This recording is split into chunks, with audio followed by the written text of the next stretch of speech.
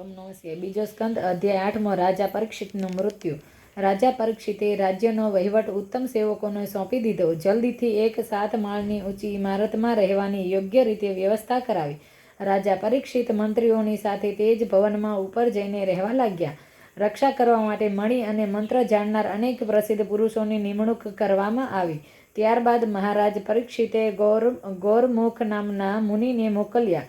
મોકલવાનું પ્રયોજન એ જ હતું કે ગૌરમુખજી જઈને મુનિને પ્રસન્ન કરે અને જણાવે કે પરીક્ષિત આપણો સેવક છે, તેનો અપરાધ ક્ષમા કરો. સાથે સાથે રાજા પરીક્ષિત સુરક્ષિત રહેવા માટે પોતાની આસપાસ મંત્રસિદ્ધ બ્રાહ્મણોને પણ રાખવા લાગ્યા.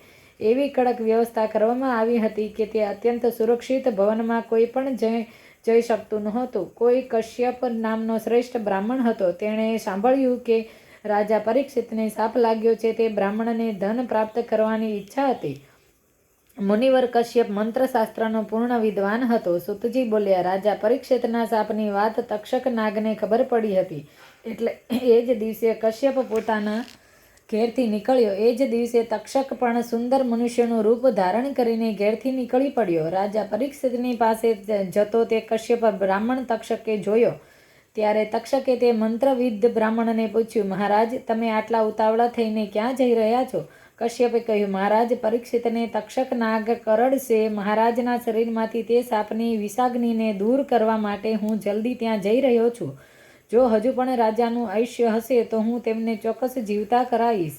તક્ષક બોલ્યો, બ્રાહ્મણ, તે તક્ષક હું જ છું. રાજા પરીક્ષિતને હું જ મારી વિષાગ્નિથી ભસ્મ કરીશ. તું પાછો વળી જા, કારણ કે જેને હું ડંખ લઉં તેની સારવાર કરવાની તારામાં શક્તિ નથી. જો તું મારા ડંખેલા રાજા પરીક્ષિતને જીવિત કરવા જઈ રહ્યો હોવ તો પહેલાં તારું મંત્રબળ મને દેખાડવાની કૃપા કર. હું હમણાં આ વડના ઝાડને ઝેરીલા દાંતથી ડંખીને ભસ્મીભૂત કરી નાખીશ.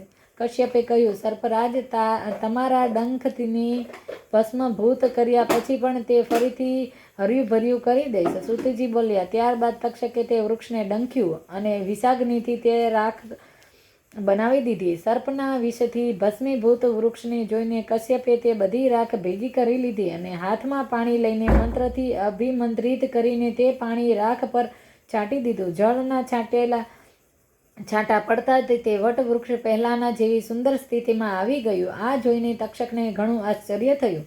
તેણે કશ્યપને પૂછ્યું, બ્રાહ્મણ, તું શું કામ આટલી બધી મહેનત કરે છે? તારે જે વસ્તુ જોઈતી હોય તે મને જણાવ, હું તે હમણાં જ તને આપી દઉં. કશ્યપે કહ્યું, મારે ધનની જરૂર છે. તક્ષક બોલ્યો, દ્વિજવર, તારે રાજા પાસેથી જેટલું ધન મેળવવાની ઈચ્છા હોય તે મારી પાસેથી લઈ લે. તે લઈને તું તારા ઘરે પાછો જતો રહે. આનાથી મારું કાર્ય પણ સફળ થઈ જશે. સૂતજી બોલ્યા.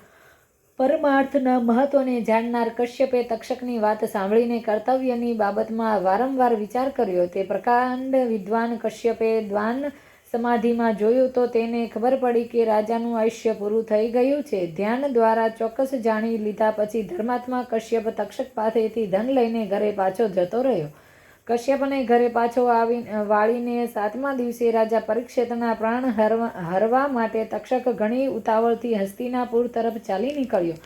તક્ષકે પોતાની પાસે રહેલા ઘણા બધા નાગોને તપસ્વીના રૂપે રાજાની પાસે મોકલ્યા. તેઓ ફળ કંદમૂળ લઈને રાજભવન તરફ ચાલી નીકળ્યા. સ્વયં તક્ષક એક નાના કીડાનું રૂપ ધારણ કરીને ફળમાં બેસી ગયો. સૈનિકોએ તપસ્વીઓને જોઈને તેમને આવવાનું કારણ પૂછ્યું. તપસ્વીના વેશધારી સર્પોએ કહ્યું, અમે મહારાજના દર્શન કરવા માટે તપોવનથી આવ્યા છીએ. સૈનિકોએ રાજાનો આ આદેશ હતો તે સાંભળી